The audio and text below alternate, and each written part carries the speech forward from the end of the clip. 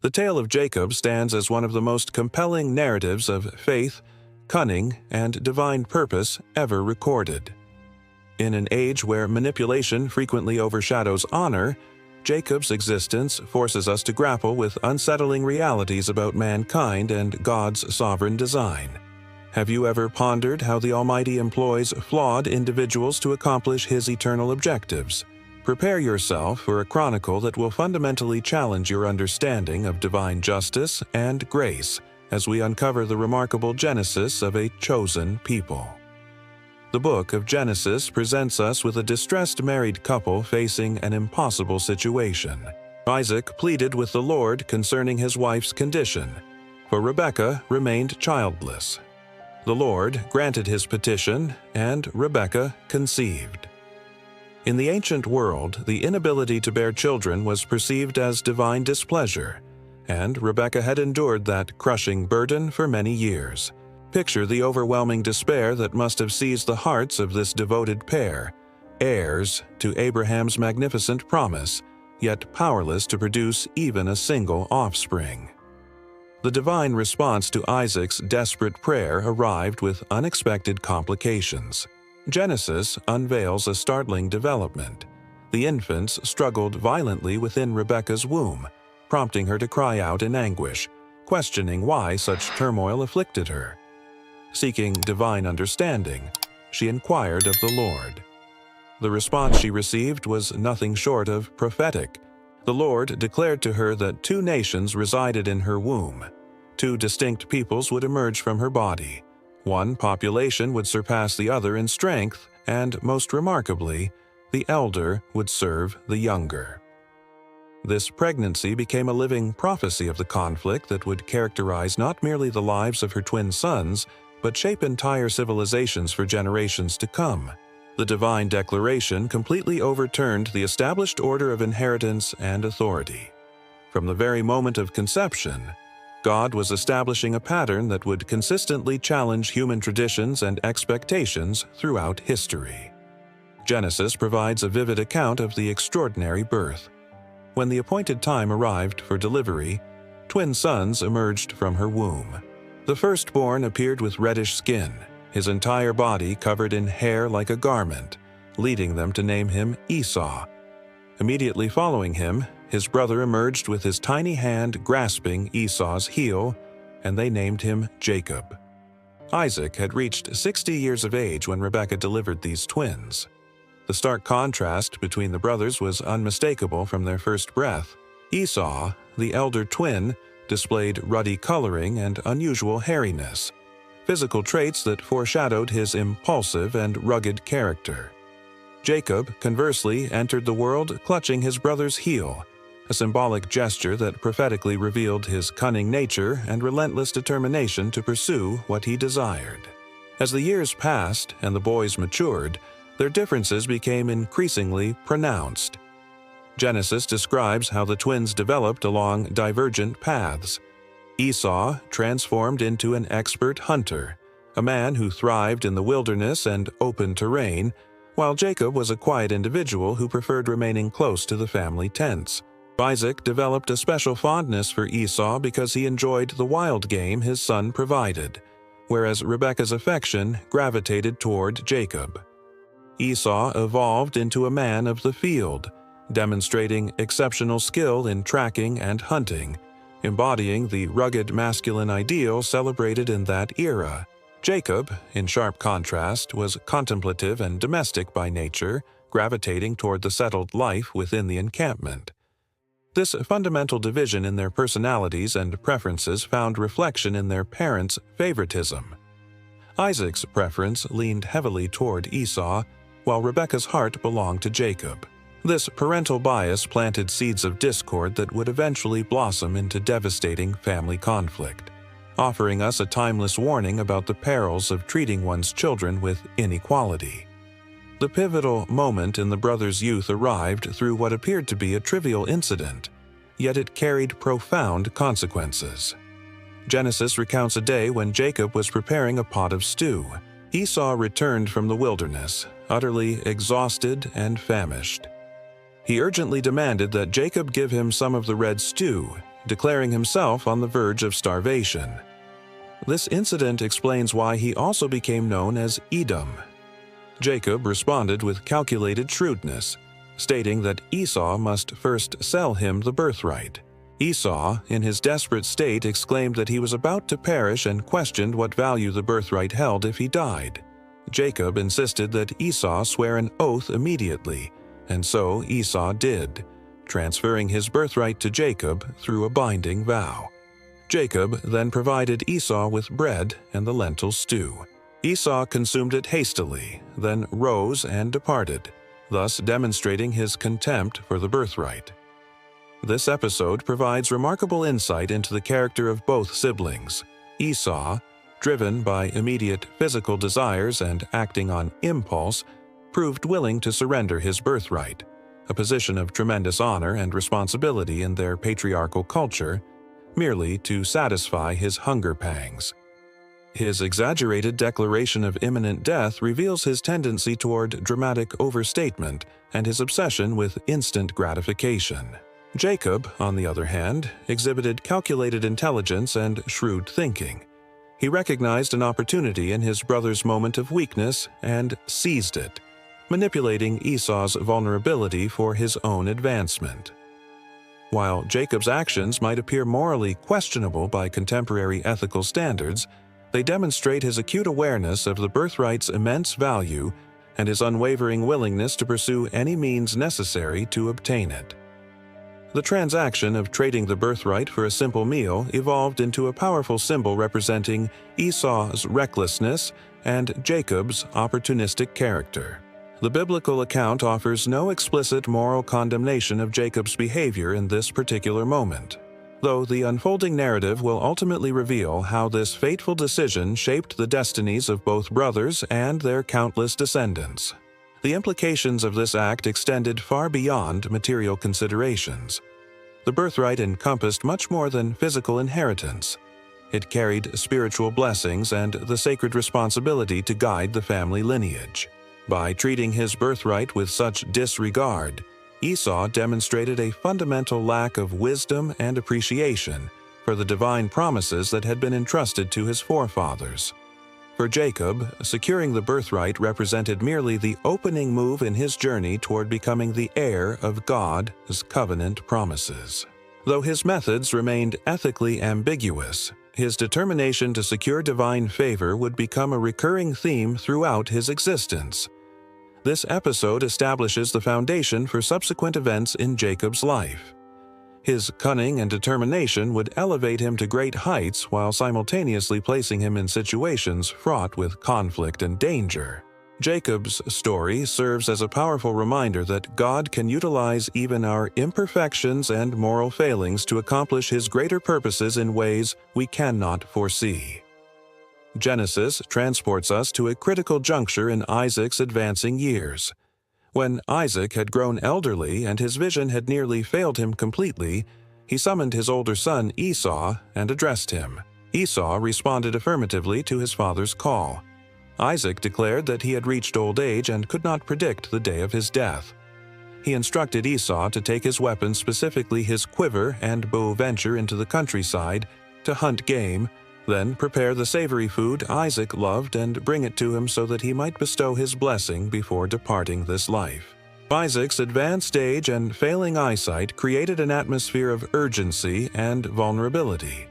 Conscious of his mortality, he desired to fulfill his paternal obligation by blessing his firstborn son before leaving the world. The blessing was far from a mere formality. It represented a prophetic and powerful act that would determine the destiny of the recipient and all his future generations. Isaac's intention to bless Esau demonstrates his continued preference for his elder son, despite the transaction of the birthright that had occurred years earlier. Perhaps Isaac remained unaware of the agreement between his sons, or he considered it invalid. Regardless, his decision to proceed with blessing Esau set in motion a sequence of events that would irrevocably alter the family's trajectory. Genesis introduces Rebekah's strategic intervention to favor Jacob. Rebekah had been listening intently when Isaac spoke these words to his son Esau. As Esau departed for the field to hunt the game his father requested, Rebekah approached her son Jacob with urgent instructions. She informed him that she had overheard his father speaking to Esau, requesting that he bring game and prepare savory food so that Isaac might bless him in the Lord's presence before his death. Rebekah then commanded Jacob to listen carefully to her directions. She told him to go immediately to the flock and select 2 choice young goats, which she would use to prepare the delicious food his father enjoyed. Jacob would then present this meal to his father, enabling Isaac to bless him before his death. Rebekah's plan was extraordinarily bold and carried significant risk. She not only interfered directly with her husband's expressed wishes, but also placed her favored son in a potentially dangerous position. Her actions reflect a complex mixture of motivations: her desire to witness God's prophecy fulfilled regarding the elder serving the younger, her personal preference for Jacob, and quite possibly her conviction that Jacob possessed superior qualifications to lead the family into its destined future. The preparation of the stew represented merely the initial phase of her elaborate scheme. Genesis provides detailed information about Jacob's intricate disguise. Jacob expressed his concern to Rebekah, pointing out that his brother Esau was covered in hair, while his own skin was smooth. He feared that if his father touched him, Isaac would perceive the deception, and Jacob would bring a curse upon himself rather than receiving a blessing. His mother responded decisively, declaring that any curse would fall upon her, and she commanded him to obey her instructions without hesitation. Jacob complied, retrieving the young goats and bringing them to his mother, who prepared them exactly as his father preferred. Rebekah then took Esau's finest garments, which she kept in the household, and dressed Jacob in them. She utilized the goat skins to cover Jacob's hands and the smooth portions of his neck, creating the illusion of Esau's hairy texture. Finally, she placed the savory food and freshly baked bread into Jacob's hands. This passage reveals Jacob's initial hesitation, though notably it stemmed not from moral qualms but from fear of being discovered and facing consequences. Rebekah's response, accepting full responsibility for any potential curse, demonstrates her unwavering determination to see her plan succeed. The elaborate disguise involving Esau's clothing and goatskins illustrates how far they were prepared to go in deceiving the aging patriarch. Jacob's encounter with his father Isaac unfolds with palpable tension in Genesis.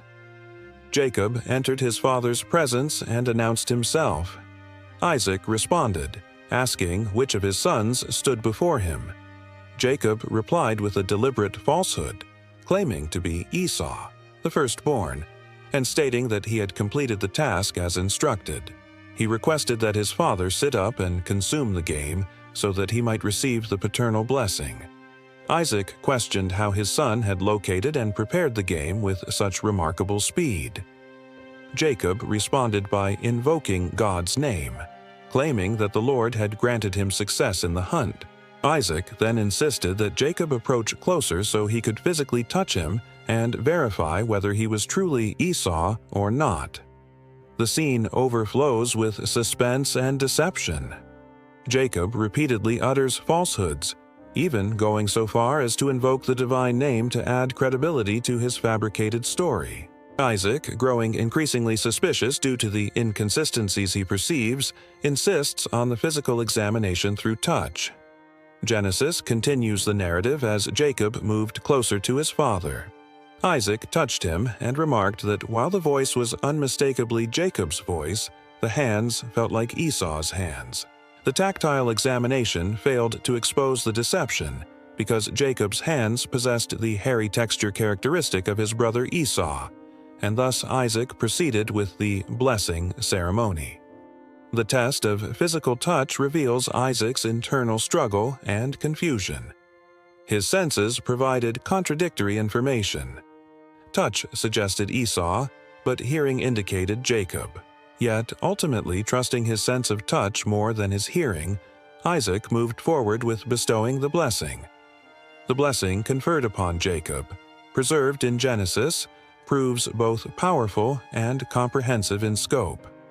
Isaac detected the scent of his son's garments and pronounced his blessing, declaring that the fragrance of his son resembled the aroma of a field that the Lord had blessed. He called upon God to grant him heaven's dew and earth's richness, an abundance of grain and new wine. He proclaimed that nations would serve him and peoples would bow before him in submission. He declared him master over his brothers and prophesied that his mother's sons would bow down to him. He pronounced a curse upon anyone who cursed him and a blessing upon all who blessed him. This blessing, rich in vivid imagery and divine promises, encompasses material prosperity, political supremacy, and a unique spiritual status. Ironically, the blessing specifically includes dominion over his brothers, directly echoing the prophecy delivered before the twins' birth. Esau's return and the subsequent discovery of the deception are recorded with dramatic intensity in Genesis.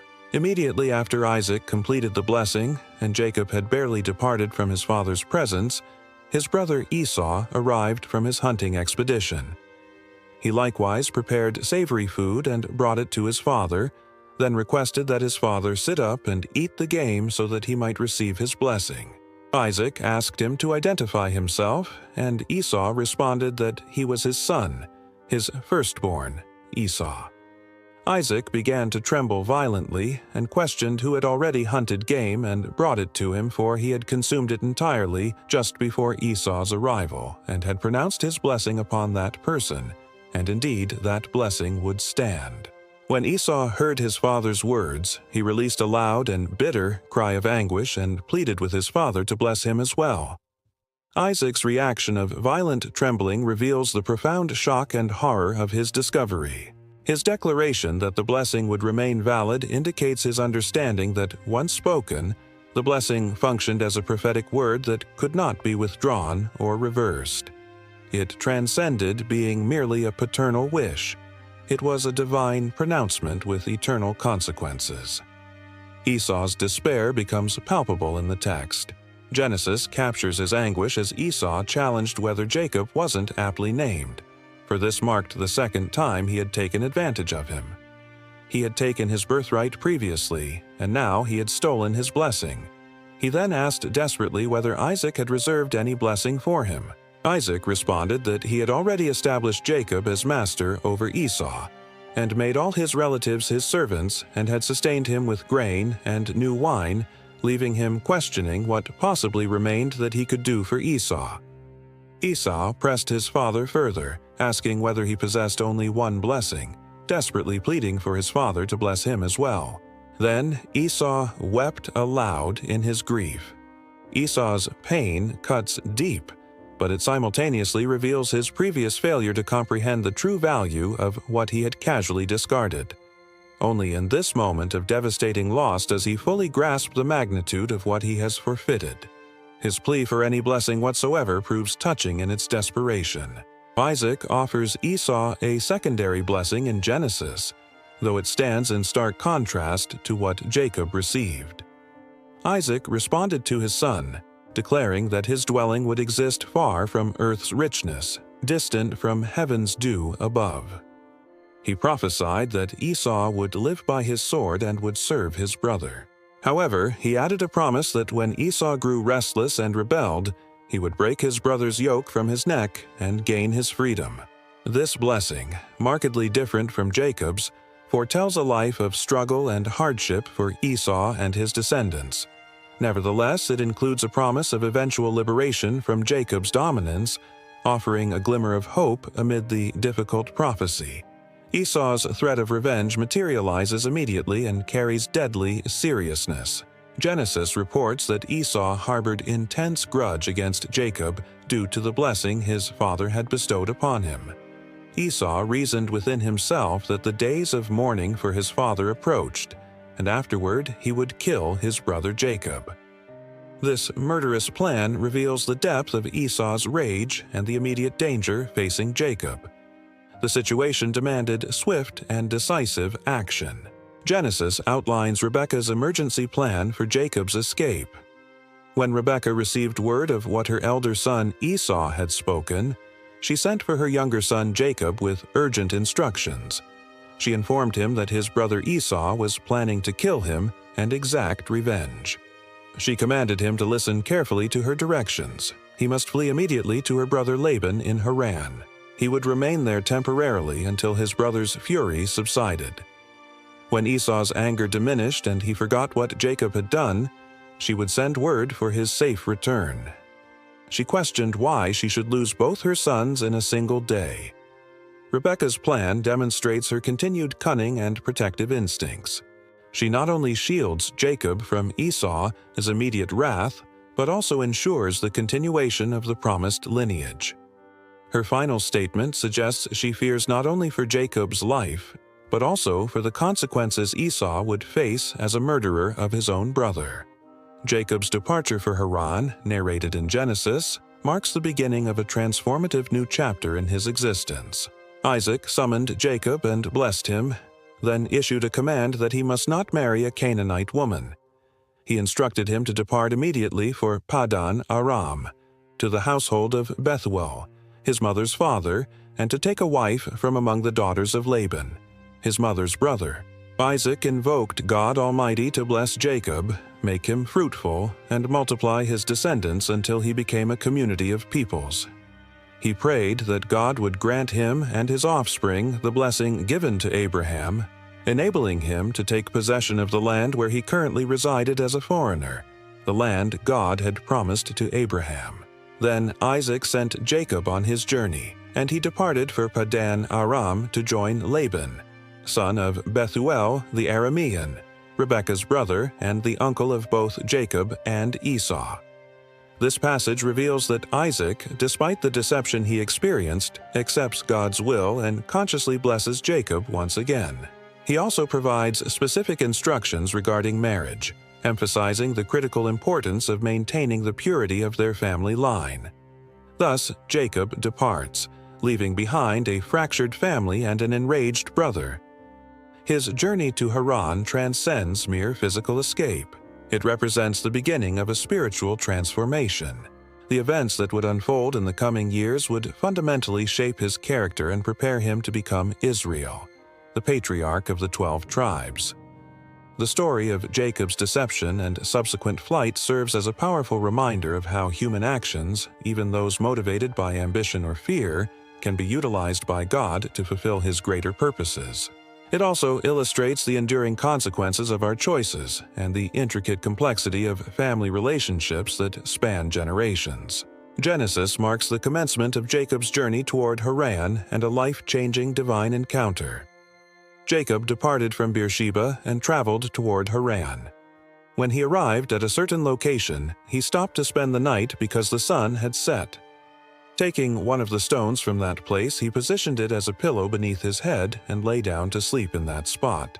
Imagine Jacob's situation, alone for the first time in his life, fleeing from his homeland and family, sleeping exposed in the wilderness with nothing but a stone for comfort. It is precisely in this moment of profound vulnerability and isolation that God chooses to reveal Himself to Jacob in an extraordinary and unforgettable way.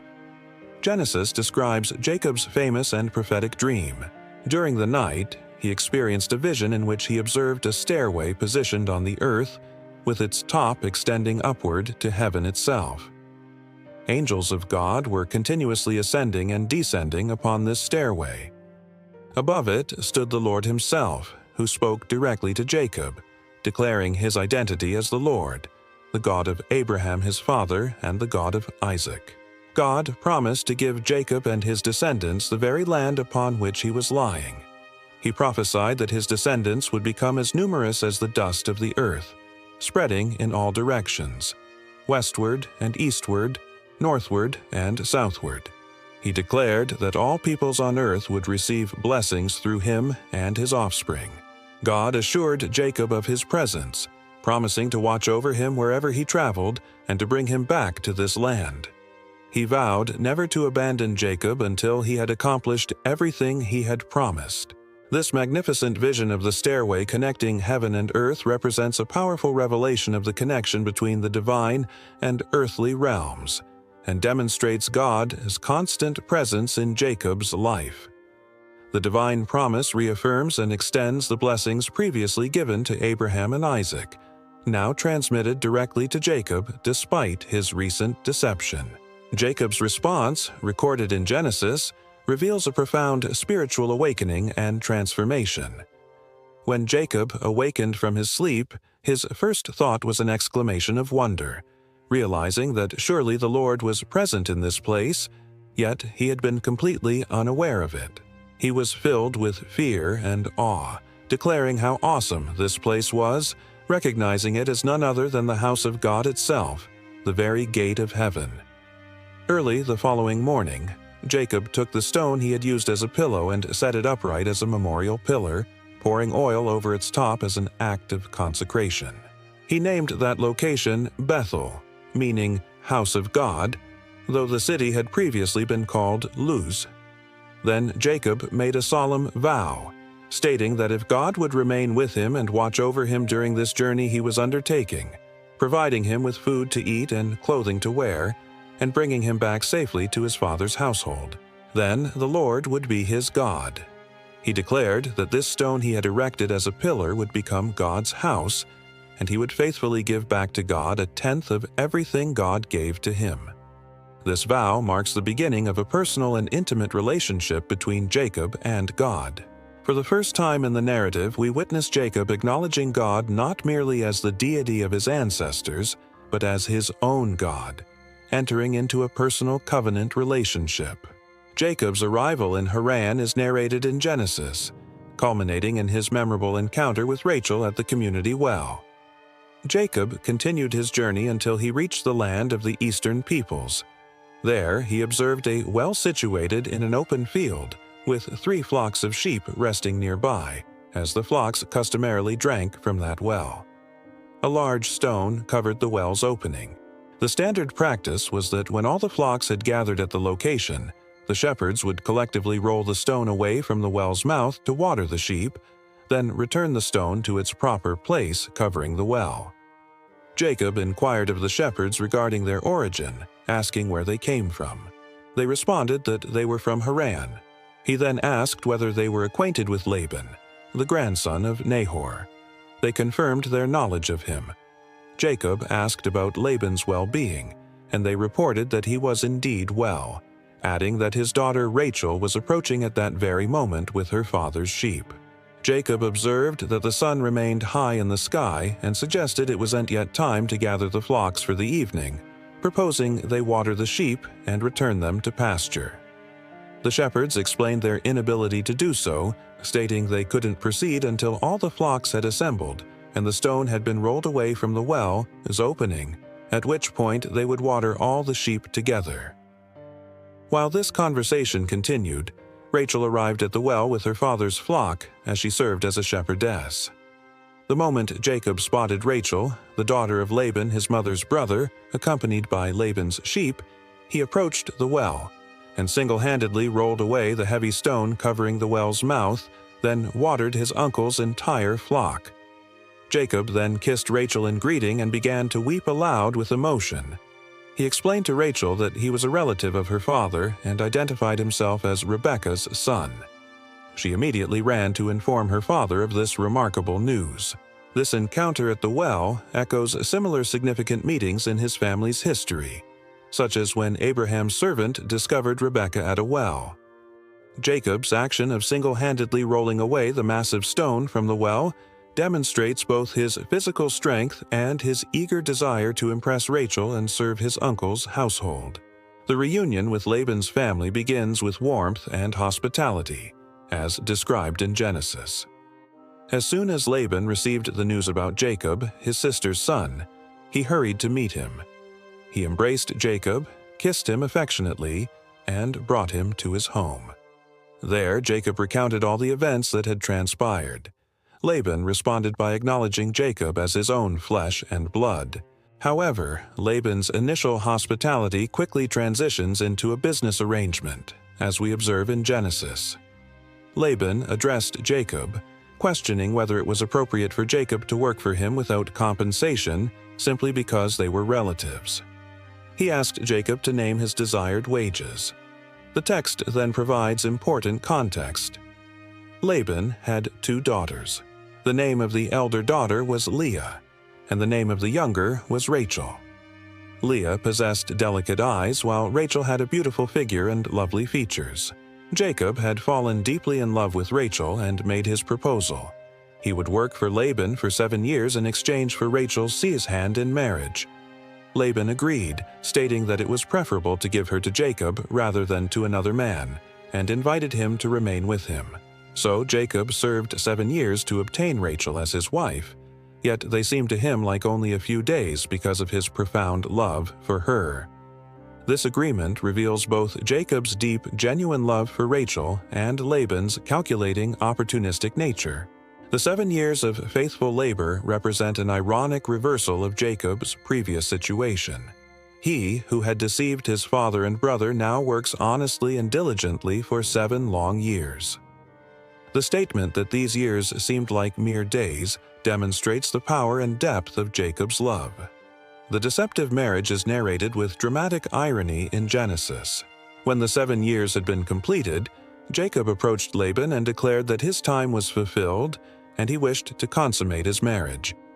Laban assembled all the people of that place and prepared a great wedding feast.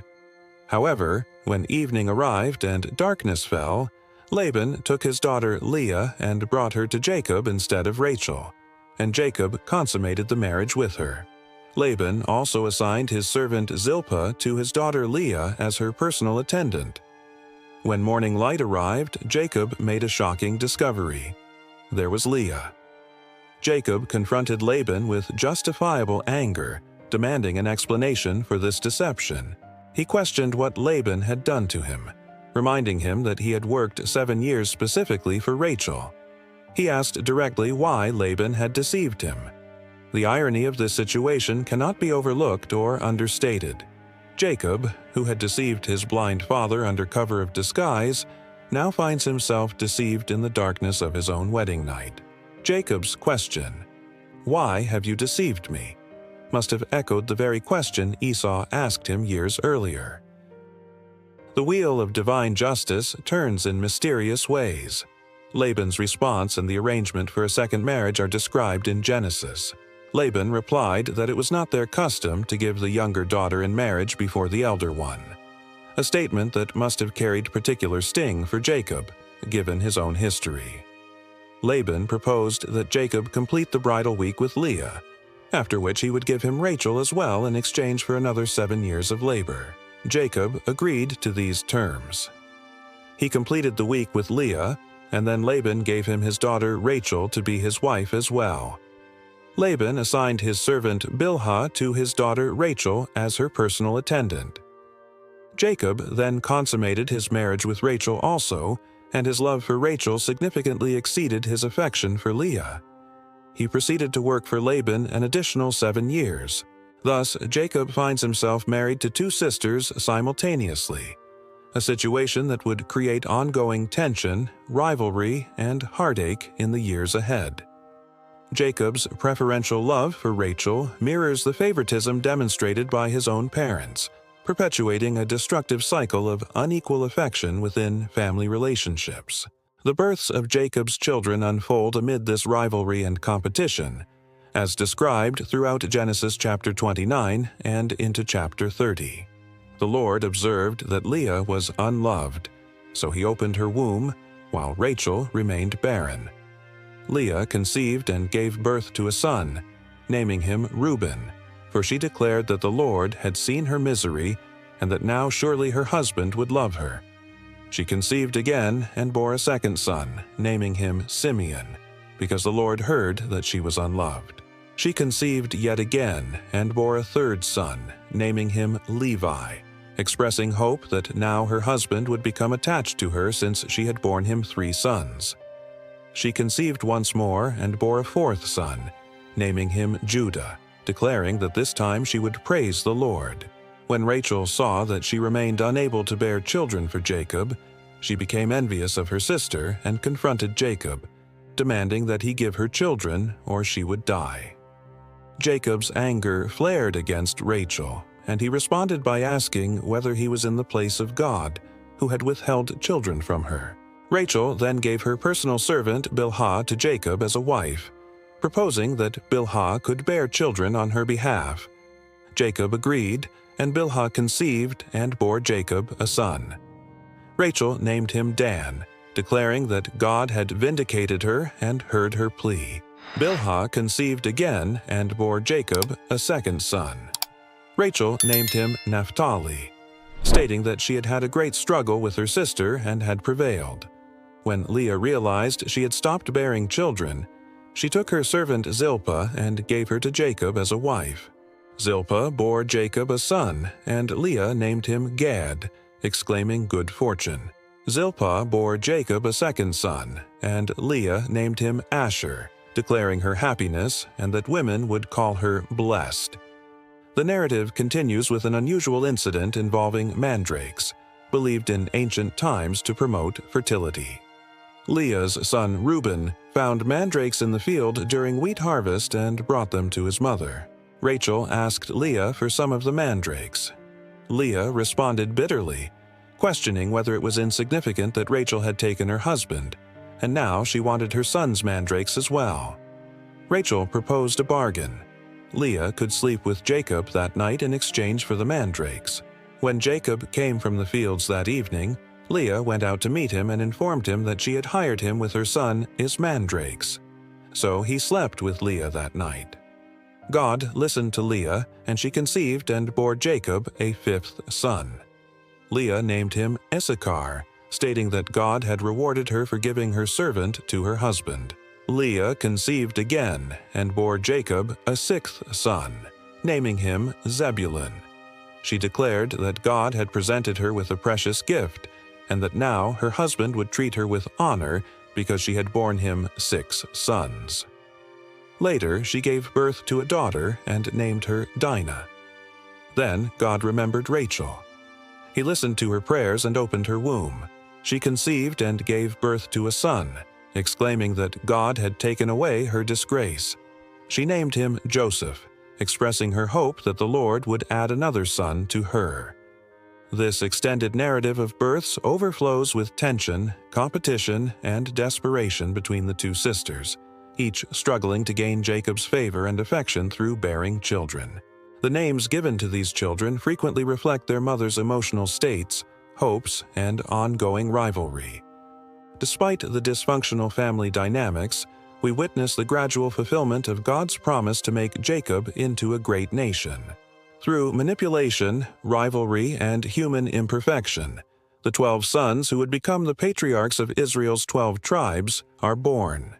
The years spent in Haran fundamentally transformed Jacob from an unmarried young man into a patriarch, leading a large and complex household. Through experiencing deception, engaging in hard labor, and navigating family rivalries, Jacob begins to face the consequences of his past actions while simultaneously experiencing God's faithfulness.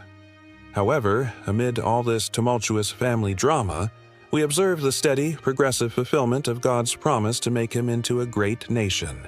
Genesis chapter 30 marks the beginning of Jacob's growing desire to return to his ancestral homeland.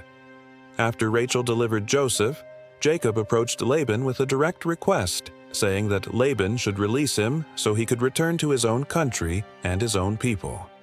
He asked for his wives and children, for whom he had faithfully served, so that he could depart. He reminded Laban that he knew very well the extent of the work he had performed for him. But Laban responded with calculated persuasion, asking Jacob to remain if he had found favor in his eyes. He admitted that he had learned through divination that the Lord had blessed him because of Jacob's presence. He added that Jacob should name whatever wages he desired, and he would provide them. This passage reveals the underlying tension between Jacob's longing to return home and Laban, his determination to retain him, recognizing the tremendous blessings Jacob's presence had brought to his household and flocks. Jacob's prosperity as a shepherd, despite apparently unfavorable terms, is described throughout Genesis chapter 30. Jacob proposed what seemed like a disadvantageous arrangement for himself. He told Laban not to give him anything, but if Laban would do one thing for him, Jacob would continue shepherding his flocks. Jacob would pass through Laban's entire flock that day, removing every speckled or spotted sheep, every dark-colored lamb, and every spotted or speckled goat. These would constitute his wages. Jacob's honesty would testify for him in the future. Whenever Laban came to check on his wages, any goat in Jacob's possession that wasn't speckled or spotted, or any lamb that wasn't dark-colored, would be considered stolen. Laban agreed enthusiastically to these terms, thinking he had secured an excellent deal. However, that very day Laban removed all the male goats that were streaked or spotted, all the speckled or spotted female goats, all that had white on them, and all the dark-colored lambs, placing them in the care of his sons.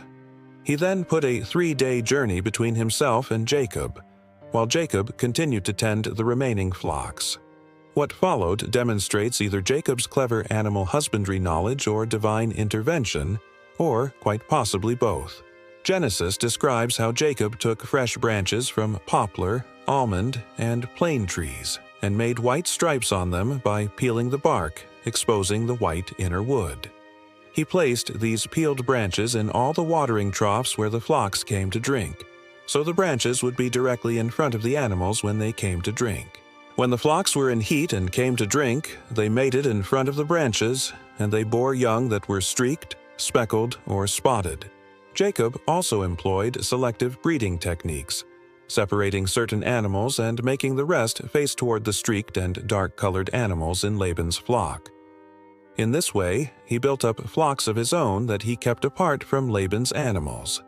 Whenever the stronger females were in heat, Jacob would place the branches in the troughs in front of the animals so they would mate near the branches.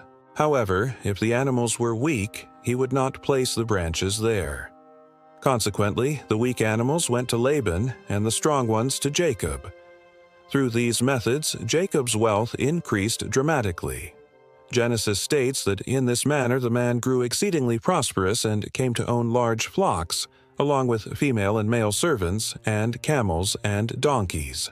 Whether through natural breeding knowledge, supernatural blessing, or a combination of both, Jacob's prosperity flourished beyond expectation. Genesis chapter 31 describes the growing resentment of Laban, his sons, and God's direct command for Jacob to return home. Jacob overheard Laban, his sons, complaining that Jacob had taken everything that belonged to their father and had gained all this wealth from what had belonged to their father. Jacob also noticed that Laban's attitude toward him had changed significantly. He no longer treated him with the same favor as before. Then the Lord spoke directly to Jacob with clear instructions, commanding him to return to the land of his fathers and to his relatives, promising that he would be with him. This divine command provided Jacob with both permission and assurance for his departure. The secret planning of the departure is narrated in Genesis chapter 31, where Jacob summons Rachel and Leah to the field where his flocks are grazing to explain the situation in private. He tells them that he has noticed their father's attitude toward him has changed, but the God of his father has remained with him. He reminds them that they know he has worked for their father with all his strength, yet their father has deceived him by changing his wages 10 different times. However, God has not allowed Laban to harm him.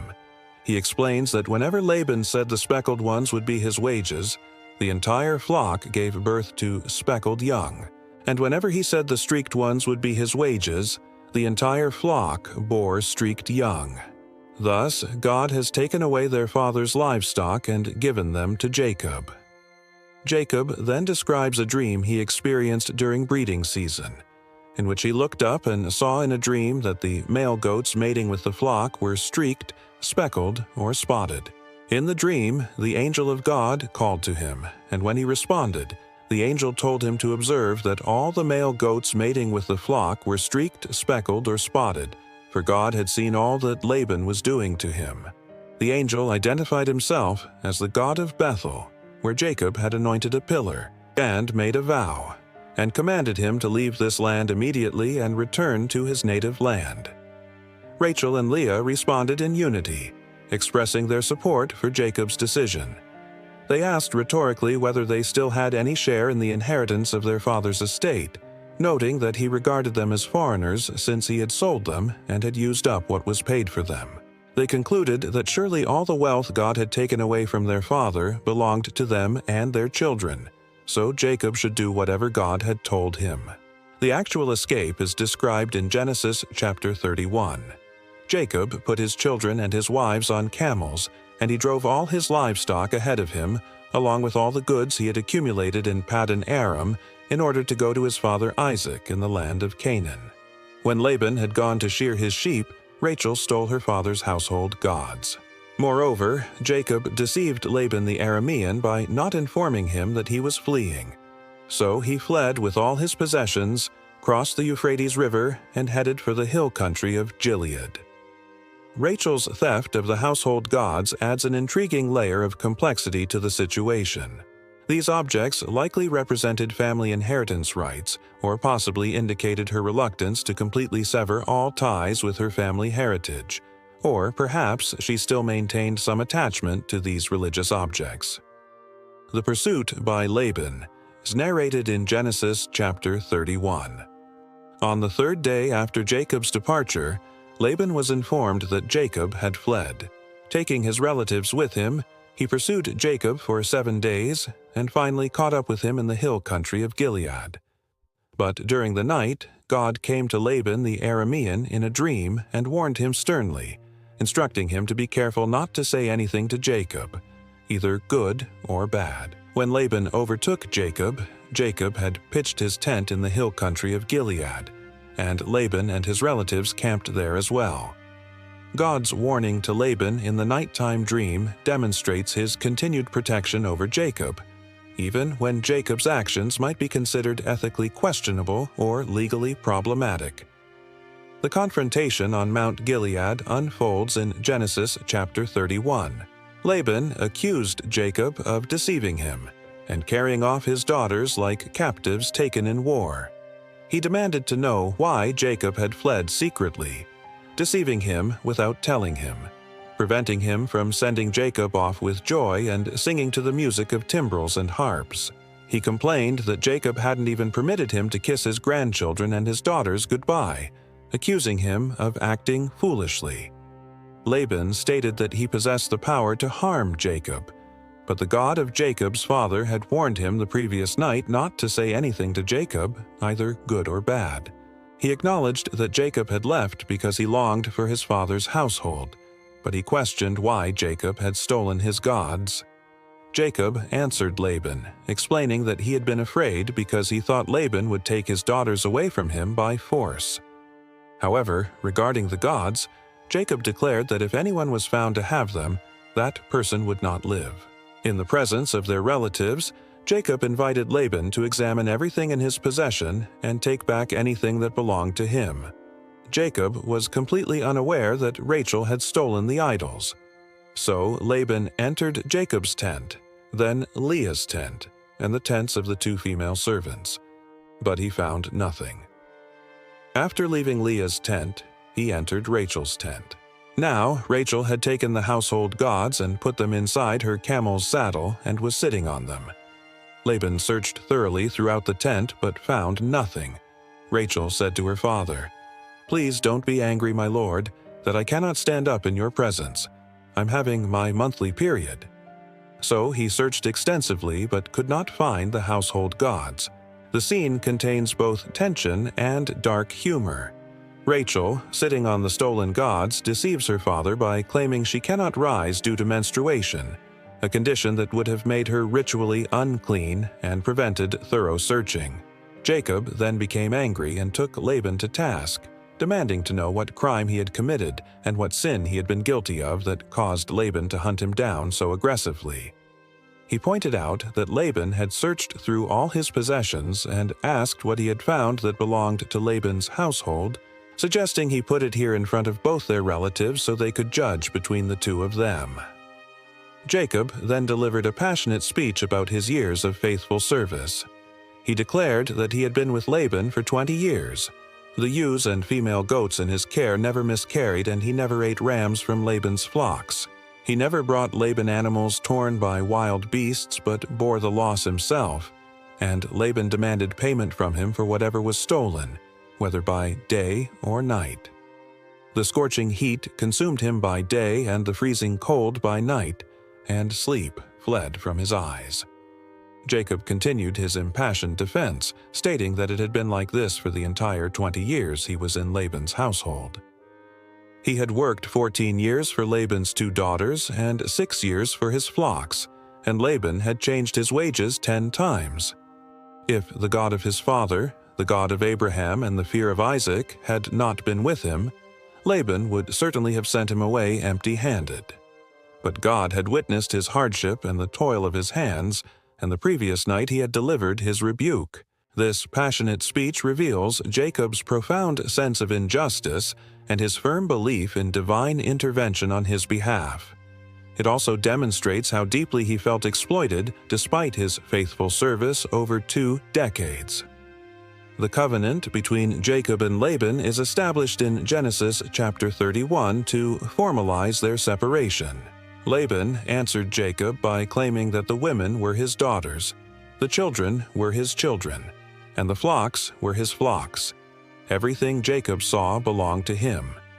Yet he acknowledged he could do nothing about his daughters or the children they had borne. He proposed making a covenant between them that would serve as a witness between them. So Jacob took a stone and set it up as a pillar. He told his relatives to gather stones, and they took stones and piled them in a heap. Then they ate a meal there by the heap. Laban called it Jagar Sahadutha in his Aramaic language, while Jacob called it Gilead in Hebrew, both names meaning witness heap. Laban declared that this heap served as a witness between him and Jacob that day. This explains why it was called Gilead, and also Mizpah, because he said, "May the Lord keep watch between you and me when we are away from each other." He added that if Jacob mistreated his daughters or took any wives besides his daughters, even though no one was with them, God would be witness between them.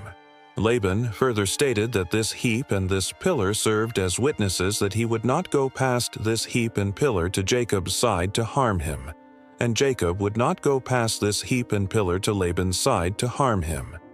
He invoked the God of Abraham and the God of Nahor, the God of their father, to judge between them. So Jacob took an oath in the name of the fear of his father Isaac. He offered a sacrifice there in the hill country and invited his relatives to a meal. After they had eaten, they spent the night there. Genesis chapter 31 concludes with their final separation. Early the next morning, Laban kissed his grandchildren and his daughters and blessed them. Then Laban left and returned to his home. With this farewell, a significant and transformative chapter of Jacob's life reaches its conclusion. He departs from Haran no longer as the young fugitive who arrived with nothing but a staff, but as the patriarch of a large, prosperous family with extensive flocks and possessions. The encounter with angels at Mahanaim is briefly but significantly mentioned in Genesis chapter 32. Jacob also went on his way, and the angels of God met him. When Jacob saw them, he exclaimed that this was the camp of God, so he named that place Mahanaim, which means 2 camps. This angelic encounter serves as a powerful reminder of God's continued presence and protection, spiritually preparing Jacob for the daunting challenge that lay ahead, the long-dreaded reunion with his brother Esau. The preparation for the meeting with Esau is narrated in Genesis chapter 32 with mounting tension. Jacob sent messengers ahead of him to his brother Esau in the land of Seir, the country of Edom. He instructed them to deliver this message to his lord Esau. "Your servant Jacob says, 'I have been staying with Laban and have remained there till now. I have cattle and donkeys, sheep and goats, male and female servants. Now I am sending this message to my lord, that I may find favor in your eyes.'" When the messengers returned to Jacob, they reported that they had gone to his brother Esau, and now he was coming to meet Jacob, and 400 men were with him. The news struck Jacob with terror. In great fear and distress, Jacob divided the people who were with him into 2 groups, along with the flocks and herds and camels. He reasoned that if Esau came and attacked one group, the group that was left might escape. Then Jacob prayed fervently to God, demonstrating both his fear and his faith. He addressed God as the God of his father Abraham and the God of his father Isaac, acknowledging that the Lord had told him to return to his country and his relatives, and that he would make him prosper. He confessed his unworthiness of all the kindness and faithfulness God had shown to his servant, noting that he had crossed the Jordan River with only his staff, but now he had become 2 camps.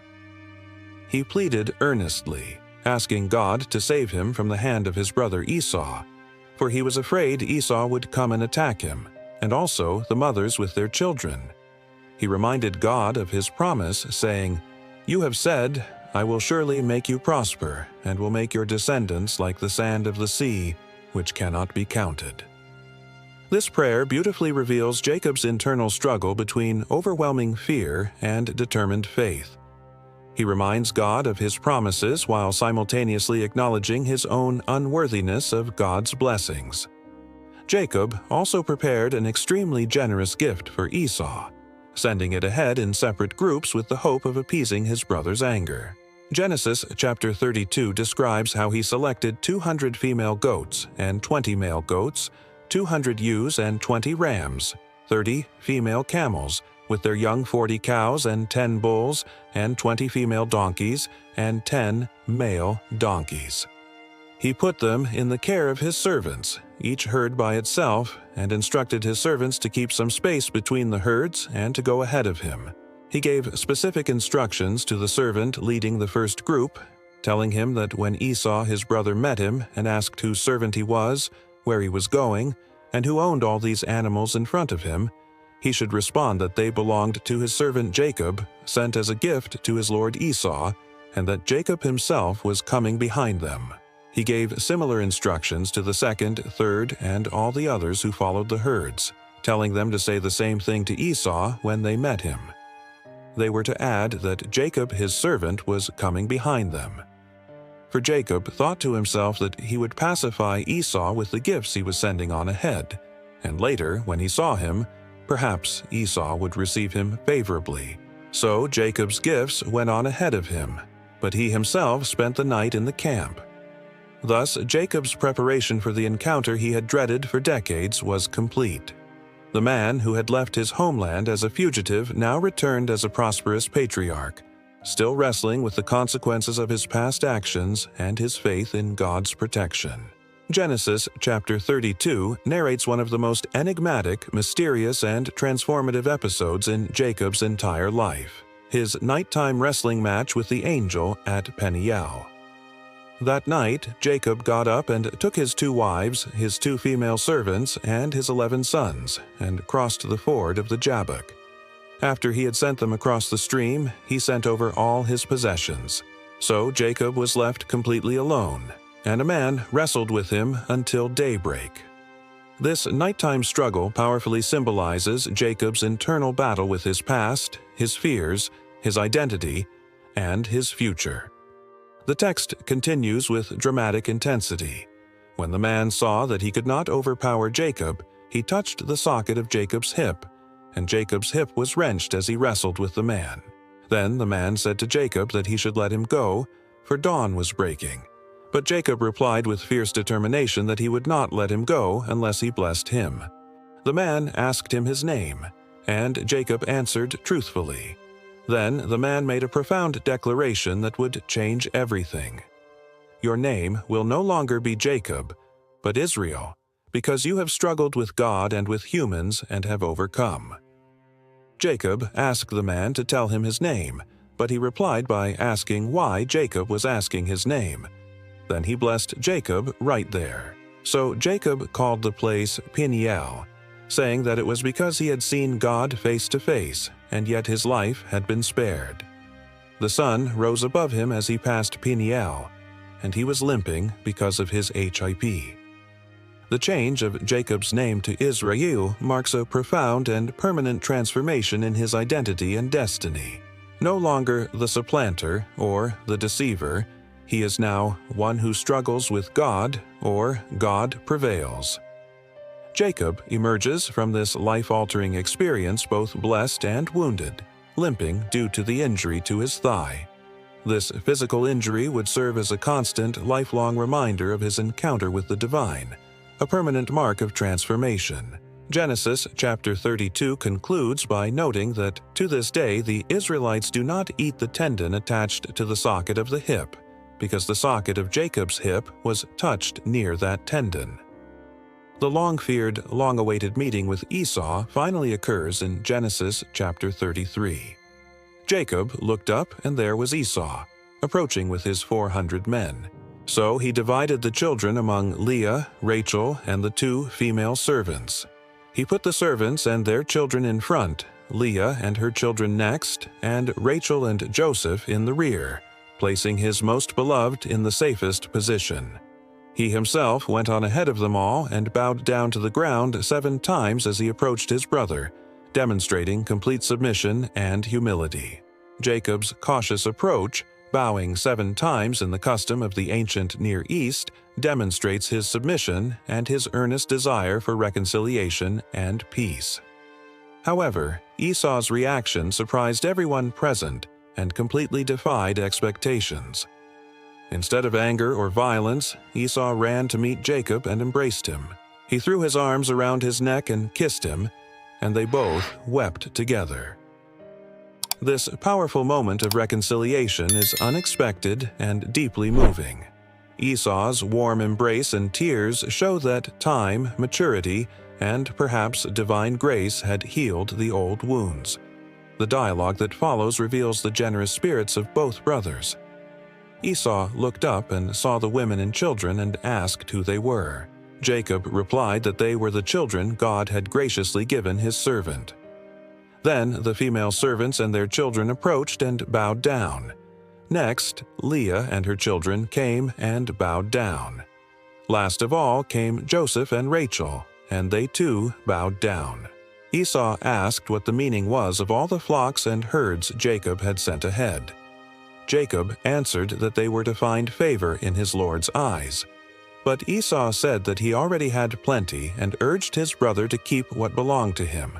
Jacob insisted, pleading that if he had found favor in Esau's eyes, he should accept his gift. For seeing Esau's face was like seeing the face of God, now that Esau had received him so favorably. Jacob continued insisting that Esau please accept the present that was brought to him, for God had been gracious to Jacob and he had all he needed. And because Jacob urged him, Esau finally accepted the gifts. After this emotional and peaceful encounter, the brothers parted amicably, each going their separate way. Genesis chapter 33 states that Esau started on his way back to Seir that day. Jacob, however, went to Sukkoth, where he built a place for himself and made shelters for his livestock. That is why the place is called Sukkoth.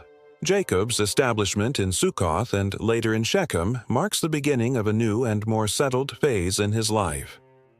Genesis chapter 33 continues by saying that after Jacob came from Padan Aram, he arrived safely at the city of Shechem in Canaan and camped within sight of the city. For 100 pieces of silver he bought from the sons of Hamor, the father of Shechem, the plot of ground where he pitched his tent.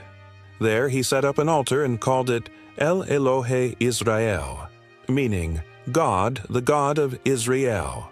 However, Jacob's newfound peace and stability were violently shaken by the traumatic incident involving his daughter Dinah, narrated in Genesis chapter 34. Now Dinah, the daughter Leah had borne to Jacob, went out to visit the women of the land. When Shechem son of Hamor the Hivite, the ruler of that area, saw her, he took her and violated her by force. Dinah's rape by Shechem triggers a series of tragic and violent events with far-reaching consequences. Although Shechem developed strong feelings for Dinah and spoke tenderly to her afterward, and his father Hamor went to speak with Jacob about arranging a marriage, Jacob's sons were outraged when they heard what had happened. The sons of Jacob replied deceitfully as they spoke to Shechem and his father Hamor, because their sister Dinah had been defiled. They proposed that they could not give their sister to a man who was not circumcised, as that would be a disgrace to them. They would give their consent on one condition only, that the Shechemites become like them by circumcising all their males. The Shechemites agreed to these terms. Every male in the city was circumcised. 3 days later, while all of them were still in pain from the circumcision, 2 of Jacob's sons, Simeon and Levi, Dinah's full brothers, took their swords and attacked the unsuspecting city, killing every male. They put Hamor and his son Shechem to the sword and took Dinah from Shechem's house and left. The other sons of Jacob came upon the dead bodies and looted the city where their sister had been defiled. They seized the Shechemites' flocks and herds and donkeys and everything else of theirs in the city and out in the fields. They carried off all their wealth and all their women and children, taking as plunder everything in the houses. Jacob's reaction to this brutal massacre was one of horror and deep concern for his family, Z's safety. Genesis chapter 34 records that Jacob said to Simeon and Levi that they had brought trouble on him by making him obnoxious to the Canaanites and Perizzites, the people living in that land. He noted that they were few in number, and if those peoples joined forces against him and attacked him, he and his household would be destroyed. But Simeon and Levi replied defiantly, asking whether Shechem should have treated their sister like a prostitute. This tragic incident reveals the ongoing consequences of violence and the cycle of revenge that can tear families and communities apart. After this traumatic incident, God instructed Jacob to go up to Bethel, the place of his earlier divine encounter. Genesis chapter 35 shows Jacob leading his family in an act of spiritual purification and renewal.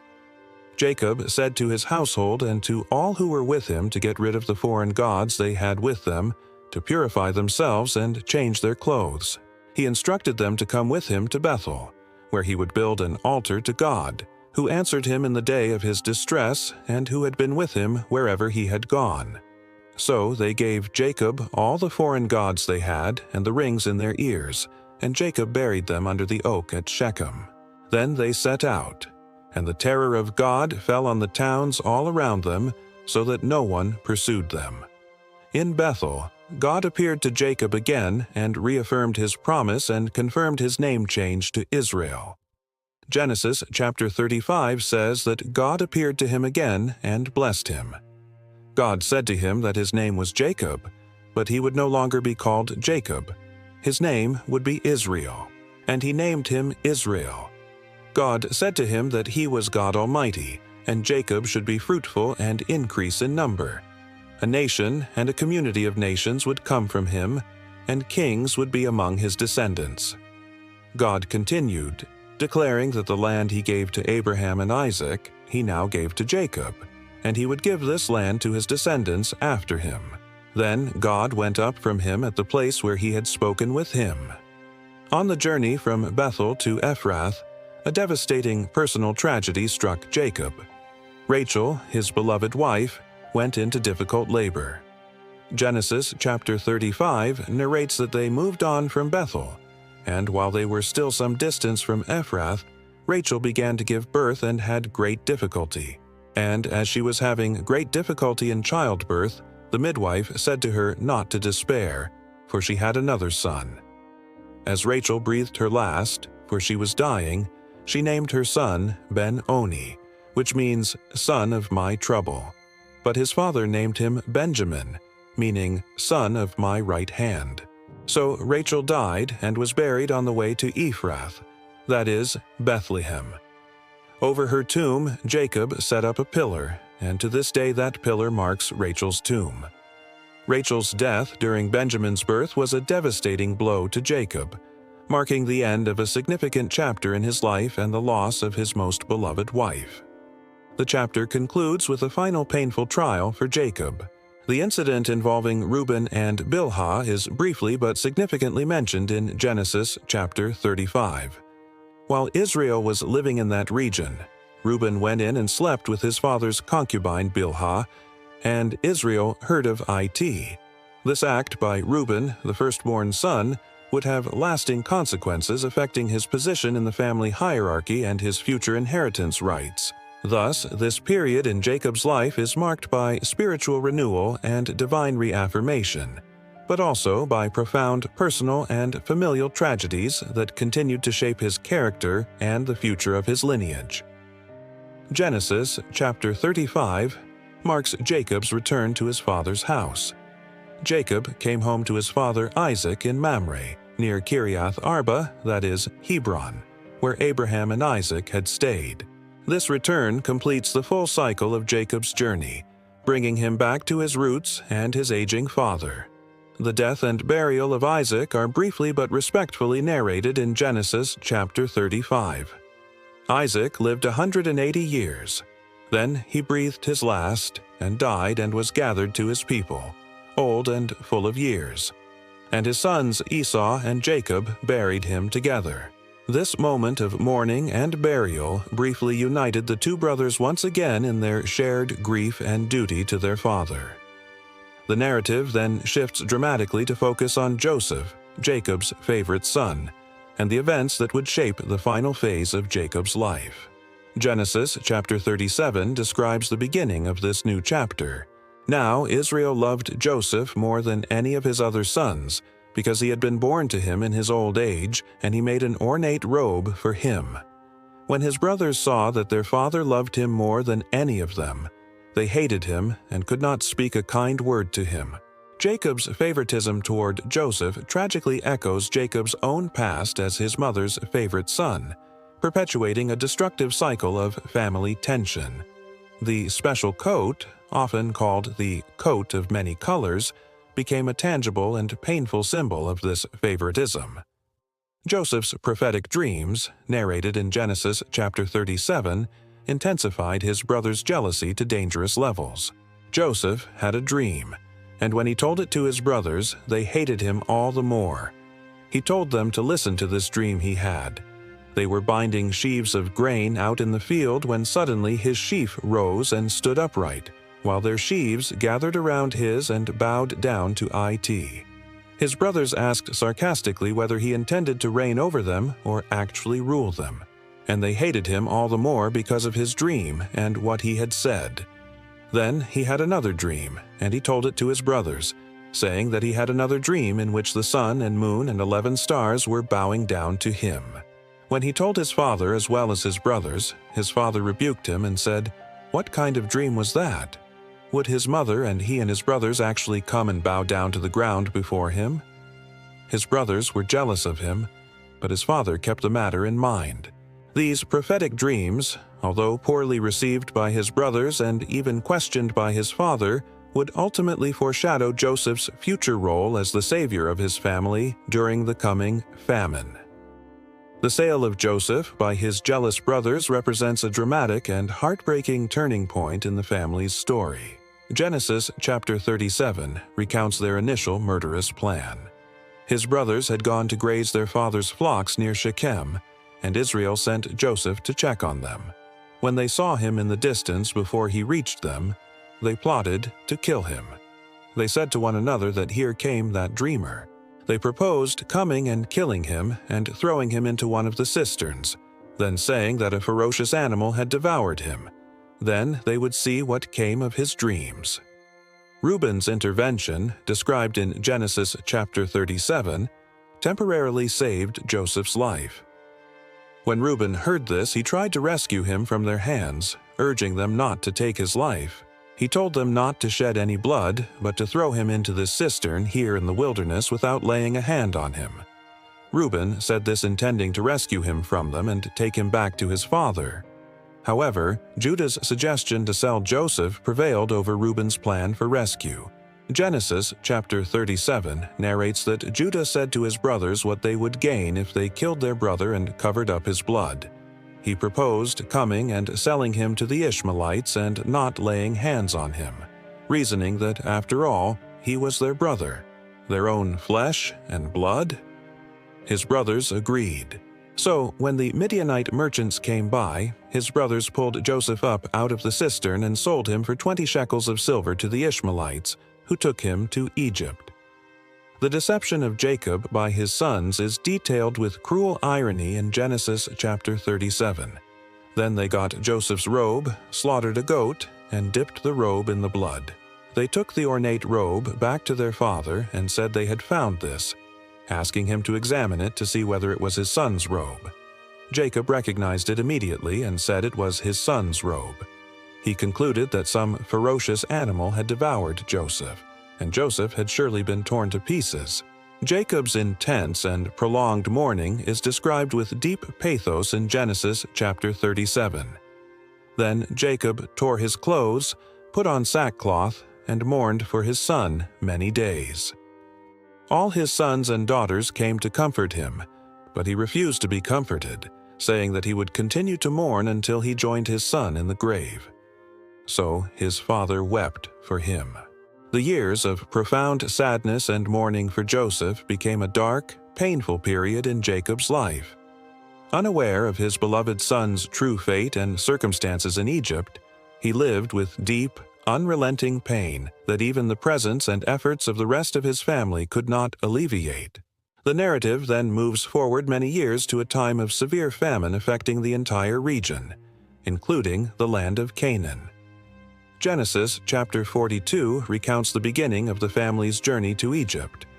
When Jacob learned that there was grain available in Egypt, he asked his sons why they just kept looking at each other doing nothing. He continued that he had heard there was grain in Egypt, and they should go down there and buy some for the family so that they might live and not die. Then 10 of Joseph's brothers went down to buy grain from Egypt. But Jacob did not send Benjamin, Joseph's brother, with the others, because he was afraid that harm might come to him. The detention of Simeon in Egypt and the mysterious ruler's demand to bring Benjamin on the next visit created a terrible dilemma for Jacob. Genesis chapter 42 captures Jacob's anguish and resistance. Their father Jacob said to them that they had deprived him of his children. Joseph was no more. Simeon was no more. And now they wanted to take Benjamin. He declared that everything was against him. His reluctance to send Benjamin, the last remaining son of his beloved Rachel, is completely understandable in light of his previous devastating losses. The pain of losing Joseph had never healed, and now the thought of losing Benjamin seemed unbearable. The second trip to Egypt with Benjamin is narrated in Genesis chapter 43. Judah's insistence and his personal guarantee for Benjamin's safety finally convinced Jacob to let him go. Judah said to Israel, his father, that if he would send the boy along with him, they would go at once so that they and he and their children might live and not die.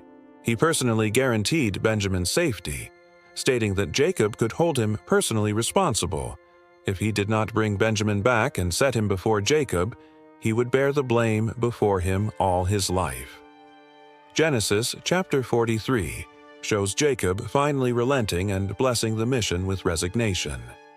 Then their father Israel said to them that if it must be so, then they should do this: put some of the best products of the land in their bags and take them down to the man as a gift: a little balm and a little honey, some spices and myrrh, some pistachio nuts, and almonds. He told them to take double the amount of silver with them, for they must return the silver that was put back into the mouths of their sacks, as perhaps it was a mistake. He instructed them to take their brother also and go back to the man at once. He prayed that God Almighty grant them mercy before the man so that he would let their other brother and Benjamin come back with them. Then he added with resignation that, as for himself, if he was bereaved, he was bereaved. Joseph's revelation to his brothers, narrated in Genesis chapter 45, represents one of the most emotional and dramatic moments in the entire biblical narrative. When Joseph could no longer control himself before all his attendants, he cried out for everyone to leave his presence. So there was no one with Joseph when he made himself known to his brothers. And he wept so loudly that the Egyptians heard him, and Pharaoh's household heard about it. Joseph said to his brothers that he was Joseph, and he asked whether his father was still living. But his brothers were not able to answer him, because they were terrified at his presence. Then Joseph said to his brothers to come close to him. When they had done so, he said that he was their brother Joseph. the one they sold into Egypt. He urged them not to be distressed and angry with themselves for selling him there, because it was to save lives that God sent him ahead of them. He explained that for 2 years now there had been famine in the land, and for the next 5 years there would be no plowing and reaping. But God sent him ahead of them to preserve for them a remnant on earth and to save their lives by a great deliverance. He declared that it was not they who sent him there, but God who made him father to Pharaoh, lord of his entire household, and ruler of all Egypt. Joseph sent his brothers back with an urgent message for Jacob. Genesis chapter 45 records his instructions. "Now, hurry back to my father and say to him, 'This is what your son Joseph says. God has made me lord of all Egypt. Come down to me, don't delay. You shall live in the region of Goshen and be near me. You, your children and grandchildren, your flocks and herds and all you have. I will provide for you there, because 5 years of famine are still to come. Otherwise, you and your household and all who belong to you will become destitute.'" The invitation for Jacob to move to Egypt was initially met with shock and disbelief. Genesis chapter 45 describes the brothers' return and their stunning announcement. They told Jacob that Joseph was still alive, and in fact, he was ruler of all Egypt. Jacob was stunned. He did not believe them. But when they told him everything Joseph had said to them, and when he saw the carts Joseph had sent to carry him back, the spirit of their father, Jacob, revived. And Israel said that he was convinced. His son Joseph was still alive, and he would go and see him before he died. Jacob's initial hesitation and disbelief are completely understandable, given the magnitude of the news and the years of grief he had endured. However, he received divine confirmation and assurance at Beersheba, as narrated in Genesis chapter 46. So Israel set out with all that was his, and when he reached Beersheba, he offered sacrifices to the God of his father Isaac. And God spoke to Israel in a vision at night and called to him. Jacob answered, and God told him not to be afraid to go down to Egypt, for he would make him into a great nation there. He promised that he would go down to Egypt with Jacob, and he would surely bring him back again. And Joseph's own hand would close Jacob's eyes. The journey to Egypt and the deeply emotional reunion with Joseph are described in Genesis chapter 46. Joseph had his chariot made ready and went to Goshen to meet his father Israel. As soon as Joseph appeared before him, he threw his arms around his father and wept for a long time. Israel said to Joseph that now he was ready to die since he had seen for himself that Joseph was still alive. The settlement in the land of Goshen marks the beginning of the final phase of Jacob's life. Genesis chapter 47 narrates Jacob's encounter with Pharaoh, the ruler of Egypt. Joseph brought his father Jacob in and presented him before Pharaoh. After Jacob blessed Pharaoh, Pharaoh asked him how old he was. And Jacob said to Pharaoh that the years of his pilgrimage were 130. He reflected that his years had been few and difficult, and they did not equal the years of the pilgrimage of his fathers. Then Jacob blessed Pharaoh and went out from his presence. Jacob's description of his life as a pilgrimage and his characterization of his years as few and difficult reveal his perspective on the challenges and hardships he had faced. Despite living 130 years, he viewed his life as shorter and harder than that of his ancestors Abraham and Isaac. The last years of Jacob's life in Egypt were a time of relative peace and prosperity. Genesis chapter 47 summarizes, "Now the Israelites settled in Egypt in the region of Goshen. They acquired property there and were fruitful and increased greatly in number. Jacob lived in Egypt 17 years, and the years of his life were 147. Jacob's final blessings and prophecies for his sons represent a crucial moment in Israel's history. Genesis chapter 48 records how he adopted Ephraim and Manasseh, Joseph's 2 sons, as his own, elevating them to the status of full tribes among the sons of Israel. In a dramatic reflection of his own story where the younger received preference over the older, Jacob crossed his hands as he blessed Joseph's sons, deliberately giving the younger Ephraim the greater blessing despite Joseph's protests. This act demonstrated that God's sovereign choice, not human tradition, determined spiritual inheritance. The comprehensive prophecies for each of Jacob's 12 sons, narrated in Genesis chapter 49, are rich in symbolism, poetry, and profound meaning for Israel's future as a nation. Each son received a blessing, or, in some cases, a rebuke and correction that would shape the destiny and character of his tribe. To Reuben, the firstborn, Jacob declared that although he was his firstborn, and might the first sign of his strength excelling in honor and power, he would no longer excel because he was as unstable as water. For he went up onto his father's bed and defiled it by going up onto his couch. To Simeon and Levi, he pronounced judgment for their violence at Shechem, declaring that their swords were weapons of violence. He stated that he would not join their council nor enter their assembly, for they had killed men in their anger. He cursed their anger because it was so fierce, and their fury because it was so cruel. He would scatter them in Jacob and disperse them in Israel. To Judah, however, Jacob gave a remarkable and prophetic blessing, declaring that his brothers would praise him, his hand would be on the neck of his enemies, and his father's sons would bow down to him. He called Judah a lion's cub, and prophesied that the scepter would not depart from Judah, nor the ruler's staff from between his feet, until he to whom it belongs shall come, and the obedience of the nations shall be his. This prophecy about Judah would prove monumentally significant, as the royal line of David and ultimately the Messiah would come from the tribe of Judah. Jacob continued with blessings and prophecies for each remaining son: Zebulun, Issachar, Dan, Gad, Asher, Naphtali, and finally Joseph and Benjamin. To Joseph, his beloved son, he pronounced an especially rich and abundant blessing, calling him a fruitful vine near a spring whose branches climb over a wall.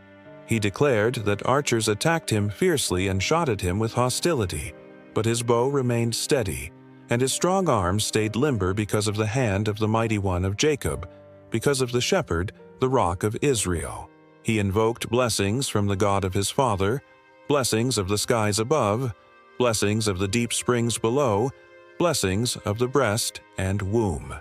He declared that his father's blessings were greater than the blessings of the ancient mountains, than the bounty of the age-old hills, and that they would rest on the head of Joseph, on the brow of the prince among his brothers. Jacob's instructions for his burial were clear, emphatic, and deeply meaningful. Genesis chapter 49 records his final words. Then he gave them these instructions: I am about to be gathered to my people. Bury me with my fathers in the cave in the field of Ephron the Hittite, the cave in the field of Machpelah, near Mamre in Canaan, which Abraham bought along with the field as a burial place from Ephron the Hittite. There Abraham and his wife Sarah were buried. There Isaac and his wife Rebekah were buried. And there I buried Leah. The field and the cave in it were bought from the Hittites. This insistence on being buried in Canaan, the promised land, rather than in Egypt where he died, demonstrates Jacob's unwavering faith in God's promise that this land would belong to his descendants. Jacob and his death and the national mourning in Egypt are described with great dignity in Genesis chapter 49 and 50. When Jacob had finished giving instructions to his sons, he drew his feet up into the bed, breathed his last, and was gathered to his people. Joseph threw himself on his father and wept over him and kissed him. Then Joseph directed the physicians in his service to embalm his father Israel.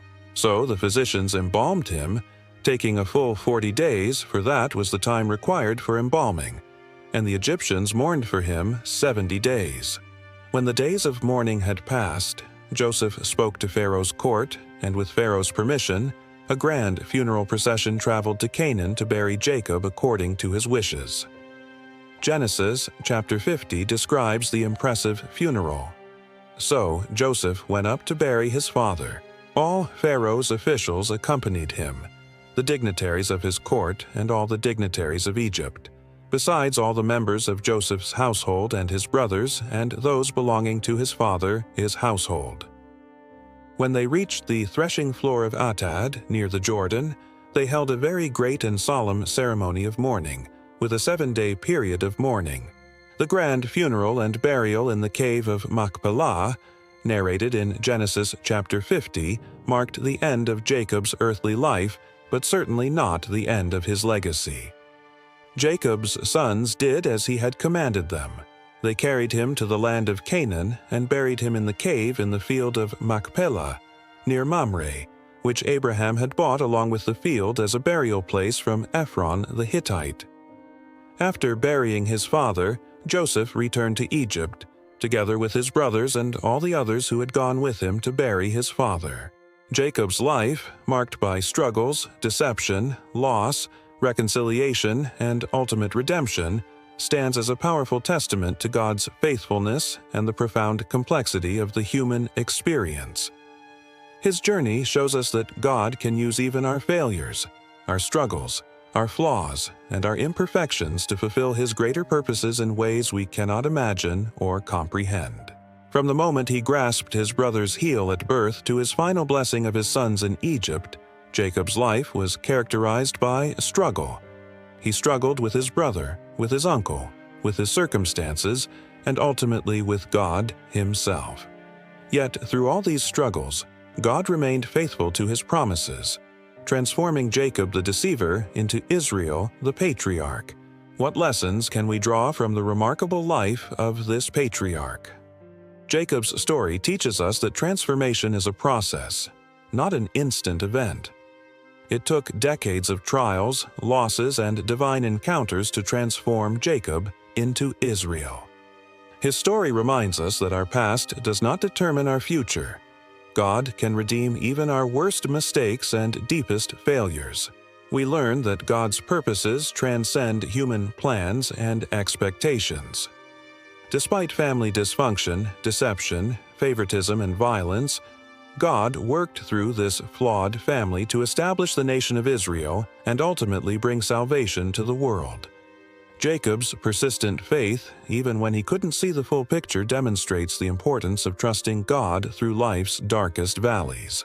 When he thought Joseph was dead, when he feared losing Benjamin, when he faced seemingly impossible challenges, Jacob continued to call upon God and trust in His promises. How does Jacob's story relate to your own journey of faith?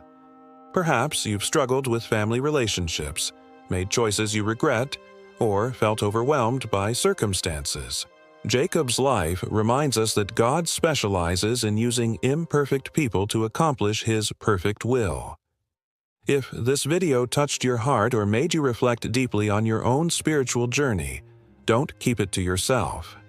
Share it with someone who could benefit from this powerful message of transformation and redemption.